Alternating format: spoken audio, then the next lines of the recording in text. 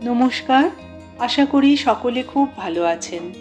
অবসর ও গল্প চ্যানেলে আমি শ্রাবণী। আজ শোনাবো শীর্ষেন্দু মুখোপাধ্যায়ের লেখা একটি মজার গল্প, চোরে ডাকাতে।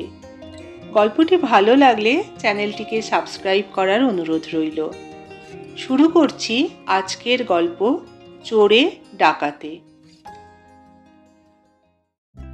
সে আমলে আমাদের পরগনায় বিখ্যাত চোর ছিল সিধু। তার হাত খুব সাফ ছিল, মাথা ছিল ঠান্ডা আর তুখোড় বুদ্ধি। দিনের বেলা সিধু গৃহস্থের মতো চালচলন বজায় রাখত। আমাদের বাড়িতেও বেড়াতে টেড়াতে আসতো সে। আর 5 জনের মতোই ঠাকুমা তাকেও ফলটল খাওয়াতেন, মুড়ি মেখে দিতেন। কেবল সে চলে যাওয়ার পর ঠাকুমা গেলাস বাটি গুনে দেখতেন সব ঠিকঠাক আছে কিনা। সিধু সব বাড়িতে যেত খবর করতে, কার বাড়িতে নতুন লোক এলো, কি নতুন কাপড় চোপড় এলো দোল দুর্গোৎসবে, কোন বাড়িতে টাকা পয়সার আমদানি হচ্ছে ইত্যাদি। খবর বুঝে রাত বিরেতে হানা দিত সেই বাড়িতে। এমন সব মন্ত্র জানা ছিল তার যে সেই মন্ত্রের জোরে বাড়ির সবাই নিঃসাড়ে ঘুমোতো। সিধু হাসতে হাসতে চুরি করে নিয়ে যেত সব। এমনকি যাওয়ার আগে গেরস্তের ঘরে বসে দুদণ্ড জিরিয়ে তামাক টামাক খেয়ে যেত। আমরা ছেলেবেলায় যখন দেখেছি তখন সে বেশ বুড়ো, পরনে ফরাসডাঙ্গার ধুতি, গিলে করা পাঞ্জাবি, পায়ে নিউ কাট, মুখে পান আর গলায় গান। বুড়ো বয়সেও বেশ শৌখিন ছিল সে। 4 আঙুলে 4টে করে আংটি পরত। বাজার করতে গিয়ে দরাদরি করত না। চুরি করে প্রচুর পয়সা করেছিল সে। বাড়িতে 10-12টা গরু, 7-8 জন ঝিচাকর, জুড়ি গাড়ি সবই ছিল তার। বুড়ো বয়সে ভীমরতি হয়েছিল খানিকটা। তখন তার চোখে ছানি আসছে, বাত ব্যাধিতেও কষ্ট পায়। খুব দরকার না পড়লে চুরি করতে যেত না। এদিকে তার ছোট মেয়ে বিবাহযোগ্য হয়েছে, একটা ভালো সম্বন্ধও পেয়ে গেল। মেয়ের বিয়ে তার খরচ কম নয়। তার বউ তখন তাকে প্রায় খোঁচাতো। মেয়ের বিয়ে আসারে তোমার তো গরজই নেই দেখছি, অত বড় ব্যাপার, তার খরচাপাতি আসবে কোত্থেকে, রাতের দিকে একটু বেরোলে তো হয়।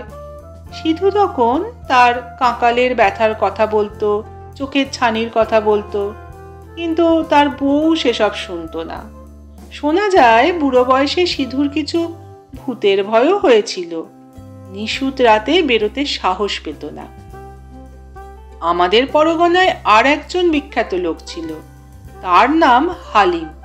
লোকে বলতো হালুম মিয়া। তা হালিম ছিল সাংঘাতিক ডাকাত। যেমন তার বিরাট চেহারা, তেমনি তার সাহস।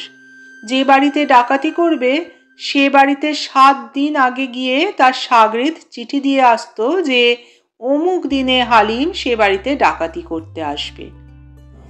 সে আমলে পূর্ববঙ্গের গ্রামগঞ্জে দারোগা পুলিশ খুব বেশি ছিল না। তাছাড়া খাল বিল জঙ্গলের দেশ বলে অধিকাংশ জায়গাই ছিল দুর্গম। সেসব জায়গায় চোর ডাকাতদের ভারী সুবিধে। হালিম বা হালুম মিয়াকে তাই কেউ কখনো জব্দ করতে পারেনি। সে ছিল দারুণ লাঠিয়াল, অসম্ভব সাহসী। দরকার না পড়লে খুন টুন করতো না। জমিদার বা ধনীরা সাধারণত হালিম মিয়া ডাকাতি করতে এলে খাতির টাতির করতে শোনা যায়। হালিম যে বাড়িতে ডাকাতি করতে যেত সে বাড়িতে আগে থেকেই বিয়ে বাড়ির মতো সাজানো হতো, রোশনাই দেওয়া হতো, ভালো খাবার দাবারের বন্দোবস্ত থাকতো। হালিম উপস্থিত হলে বাড়ির মালিক হাতজোড় করে আসুন বসুন করত। হালিম বিনা বাধায় ডাকাতি করে চলে আসতো, কিংবা ডাকাতি তাকে করতে হতো না, বাড়ির লোকেরা তাকে সিন্দুকের চাবি টাবি খুলে সব গুনে গেঁথে দিয়ে দিত। কিন্তু সকলের তো দিন সমান যায় না। আমাদের ছেলে বয়সের সেই কিংবদন্তির ডাকাত হালিমও বুড়ো হয়েছে। গোরস্থানের কাছে তার বেশ বড় বাড়ি। তারও দাসী, চাকর, ধানের মড়াই, জোত জমি, গরু সবই আছে। আমরা হালিমকে দেখতাম কানে আতরের তুলো গুঁজে, চোখে সুরমা দিয়ে, চমৎকার চেক কাটা সিল্কের লুঙ্গি আর মখমলের পাঞ্জাবি পরে জমিদারের পুকুরে ছিপে মাছ ধরছে। খুব গম্ভীর ছিল সে, চোখ দুখানা সব সময় লাল টকটকে। ডাকাতি করা তখন ছেড়েই দিয়েছে, তবে শিক্ষানবিশ ডাকাতরা তার কাছে তালিম নিতে আসতো। সিধুর কথা যা বলছিলাম, বউয়ের তাড়নায় অবশেষে একদিন রাতে চুরি করতে বেরোলো। চোখের ছানির জন্যে রাস্তাঘাট ভালো করে ঠাহর হয় না, তাই সঙ্গে হ্যারিকেন নিল। একা যেতে ভূতের ভয়, তাই একজন চাকরকেও ডেকে নিল সঙ্গে। রাস্তায় সাপখোপের গায়ে পা পড়তে পারে ভেবে হাততালি দিয়ে হাঁটতে লাগলো। তার ভূত প্রেত তাড়ানোর জন্য তারস্বরে রাম নাম করতে লাগলো। সেই হাততালি রাম নামের চোটে এত বিকট শব্দ হচ্ছিল যে রাস্তার দুপাশের বাড়িঘরে লোকজনের ঘুম ভেঙে যেতে লাগলো। তারা সব উঁকি মেরে দেখছে ব্যাপারখানা কি। অনেকেরই ধারণা হলো সিধু চোর ধার্মিক হয়ে গেছে, তাই রাত থাকতে উঠে ঠাকুরের নাম নিতে নিতে প্রাতঃ স্নান করতে যাচ্ছে নদীতে। এদিকে সিধুর হলো বিপদ। যে বাড়িতেই ঢুকতে যায় সে বাড়িতেই দেখে গৃহস্থ সজাগ রয়েছে। ঘুরে ঘুরে হয়রান হয়ে গেল সে। কত ঘুমপাড়ানি মন্ত্রপাঠ করলো, কিন্তু বুড়ো বয়সে মন্ত্রের জোরও কমে এসেছে, তেমন কাজ হয় না। ঘুরে ঘুরে হয়রান হয়ে গোরস্থানের কাছ বরাবর এসে এক গাছতলায় বসে জিরিয়ে নিচ্ছিল সিধু। খুব ঠাহর করে সম্মুখ পানে দেখে বলল, ওই মস্ত বাড়ি ওটা কার রে? চাকর উত্তর দিল, ও হালুম মিয়ার বাড়ি। বটে বটে বলে খুব খুশির ভাব দেখালো সিধু। তা হালিম 2 পয়সা করেছে বটে, এতকাল তো খেয়াল হয়নি। এই বলে সিধু শীতকাঠি বার করলো। পরদিন গঞ্জে হইচই পড়ে গেল। হালুম মিয়ার বাড়িতে মস্ত চুরি হয়ে গেছে। সকালে হালিমের বউ পা ছড়িয়ে পাড়া জানান দিয়ে কাঁদতে কাঁদতে বলছে, ওগো আমার কি হলো গো, আমার সব চেঁচে পুছে নিয়ে গেছে গো। বলি, ও বুড়ো হালিম, তোর শরম নেই? যার দাপে বাঘে গরুতে এক ঘাটে জল খেত তার বাড়িতে চুরি? বলি, ও মুখ পোড়া হালিম বুড়ো, সাত সকালে গাঁজা টানতে বসেছিস? কচু গাছের সঙ্গে দড়ি বেঁধে ফাঁসি যা, থুতু ফেলে তাতে ডুবে মর। দাওয়ায় বসে গাঁজা খেতে খেতে হালিম কেবল রক্তচক্ষু মেলে তাকিয়ে তার বিবিকে ধমক দিয়ে বলে, চোপড়া বাদি, যে বেটা চুরি করেছে তার গর্দানের জিম্মা আমার, দেখিস। তা শুনে দিবি আরো ডুগরে কেঁদে ওঠে। হালিম দুটো কাজ করলো। সিধুর নামে 3 ক্রোশ দূরের থানায় গিয়ে একটা নালিশ ঠুকে দিয়ে এলো, আর সিধুর মেয়ের বিয়ের ঠিক 7 দিন আগে একটা চিঠি পাঠালো তার কাছে। তোমার কন্যার বিবাহের রাত্রে আমি সদল বলে উপস্থিত হইতেছি, আমাকে অভ্যর্থনা করিবার জন্য প্রস্তুত থাকিও, ইত্যাদি। চিঠি পেয়ে সিধু বলল, ফুহ। তারপর সেও 3 ক্রোশ দূরের থানায় দারোগা বাবুকে মুরগি আর মাছ ভেট দিয়ে মেয়ের বিয়েতে নেমন্তন্ন করে এসে দাওয়ায় বসে ফিক ফিক করে হাসতে আর তামাক খেতে লাগলো। সিধুর মেয়ের বিয়েতে আমাদেরও নেমন্তন্ন ছিল। ছোট কাকা সমেত আমরা সব ঝেঁটিয়ে গিয়েছিলাম। গিয়ে দেখি হালুম মিয়া ডাকাতি করতে আসবে শুনে যাদের নেমন্তন্ন হয়নি তারাও সব এসেছে গঞ্জ সাফ করে। বিয়ে বাড়ি গিজ গিজ করছে লোকে। দারোগা বাবুও এসে গেছেন। সিধু তাকে বিবাহ বাসরের মাঝখানে বরাসনে বসিয়ে দিয়েছে, আর বর তার পাশে একটা মোড়ায় বসে নিজের হাত পাখার বাতাস খেতে খেতে ঘামছে। তখনকার নেমন্তন্নে 4-5 রকমের ডাল খাওয়ানো হতো। তারপরে মাছ, মাংস, দই, মিষ্টি বা পায়েস দেয়া হতো। আমরা সবে 3 নম্বর ডাল খেয়ে 4 নম্বর ডালের জন্য তৈরি হচ্ছি। এমন সময়ে উত্তরের মাঠ থেকে রে রে চিৎকার উঠল আর মশাল দেখা গেল। পাত ছেড়ে আমরা সব ডাকাতি দেখতে দৌড়ে গেলাম। কি করুণ দৃশ্য! ৬০-৭০ জন সাগরেদ নিয়ে হালিম এসে গেছে।